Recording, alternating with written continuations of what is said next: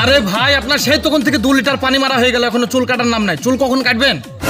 তোমার চুলের যা অবস্থা কাঁকড়া কাঁকড়া হয়ে গেছে, পানি না মারলে সাইজে আনতে পারবো না। আর তোমার চুল যা হয়ে গেছে, যে খরানের টাইমে হয়ে যায় না, সে পাট মেললে পরে একবারে ফসল মতন সেম হয়ে গেছে। তার লাগি তো অত করে পানি মারছি আমি।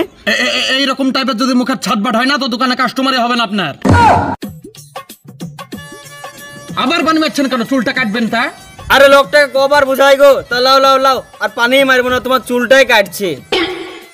আরে প্রধান সাহেব, আরে আসসালামু আলাইকুম প্রধান সাহেব।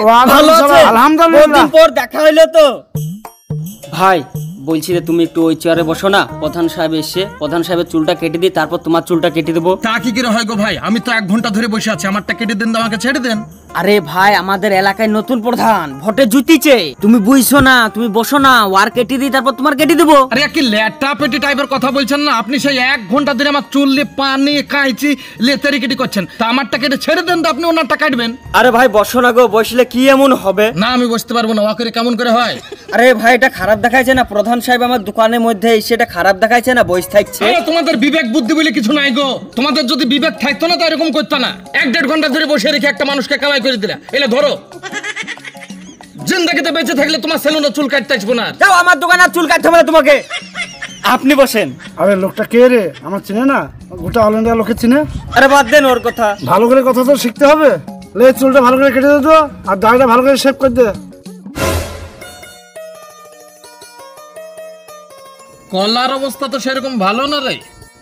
এই কলাটা মোটামুটি ঠিক আছে। আচ্ছা এই কলাটা 1 ডজন দিস, আর 500 বেদানা দিস, আর 500 আপেল, আর কি দিবি? আরে 500 আঙ্গুর, আর 5টা মৌসুমী লেবু, আর একটা খেজুরের প্যাকেট দিস, আর কি নেব, আর একটা চেরি ফলের প্যাকেট দিস, বুঝতে পারলি তো? আর তরমুজ ভালো আছে? আরে প্রধান সাহেব ভালো আছেন, আসেন আসেন, কি নেবেন? তুই এক কাজ কর, তুই একটা খেজুর প্যাকেট দে, আর একটা তরমুজ দে, আর 500 আঙ্গুর দে। আরে ভাই আমারটা লিস্ট করছিলিস, ওটা সেরে ফেল না। আরে ভাই থামো না গো, দেখছ না প্রধান সাহেব এসে, 5 মিনিট দাঁড়াও। আর 2টা আমটা দে, আর 2টো চেরি ফল দে, আর একটা কাজু বাদাম দে। আরে ভাই আমারটা যখন হিসাব করছিলিস আমাকে আগে ছেড়ে দে, তারপর অন্য জনের হিসাব কর। আরে তুমি তো ফালতু লোক গা একবারে, দেখছ না প্রধান সাহেবকে মালটা দিচ্ছি, তাও তুমি সে লটাপটি করে গেছো তখন থেকে। অত তাড়াহুড়ো কিসের? যাও, তোমাকে মাল দেবো না, তোমার লিস্ট লি যাও, যাও অন্য দোকানে যে মাল নাও গা। আচ্ছা লোক রে ভাই, তোরা পারবি রে? হ্যাঁ আমরা আচ্ছা লোক, 5 মিনিট দাঁড়াতে হয়েছে, 5 মিনিট দাঁড়াতে পারছে না। হে রব্বুল আলামিন, বর্তমান সমাজে মানুষ মানুষকে ক্ষমতা, পাওয়ার, অর্থ ছাড়া দাম দেয় না। এই সব মানুষের তুমি বিবেক দান করো।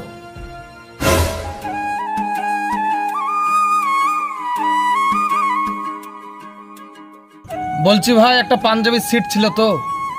ভাই এখন বিরাট কাজে চাপ গো, এখন হবে না, পরে এসো। আরে দেখেন ভাই, আমি ঈদের জন্যই পাঞ্জাবির সিটটা কিনলাম, বানিয়ে দেন না। যেখানে যাচ্ছি সব দোকানে তো একই রকম কথা বলছে। আরে ভাই বাংলা কথা বললে তুমি বুঝো না? হ্যাঁ তোমাকে কতবার বলছি যে হৃদয় বাজারে আমরা মাল লিচ্ছি নি, দেখতে পাচ্ছি না ঘরে ঘরে মাল পড়ে আছে, ভাইরা কাজ কি উঠতে পারছে না, মাল পাল হবে না, এখন যাও। হ্যাঁ তুই চিনিস আমাকে? তুই চিনিস? কে গো ভাই তুমি? আমি হচ্ছে ওই কালু এমএলএর ভাইপো। কালু এমএলএ ভাইপো? তুই কিছু মনে করছিস না নাকি? হ্যাঁ এ পাঞ্জাবি তোর দোকানে গড়াবো না। আরে 3 দিনের মধ্যে তোর দোকানের চাটি পাটা আমি গোটাবো। তুই কার সাথে কথা বলছিস তুই এখনো জানিসই না? যাও ভাই, কই দিছে লক্ষ্মী ভাই, তোর দোকানে কিছু গড়াবো না। আরে ভাই তুমি পালিয়ে যাও না ভাই, আমি কই তো বললাম তো ভাই। ও ভাই ও ভাই ছাড় আমাকে, বলছি ছাড়। দাম কই দিছে লক্ষ্মী ভাই, আমি তো কই তো বললাম তো ভাই, আমার ভুল হয়ে গেছে।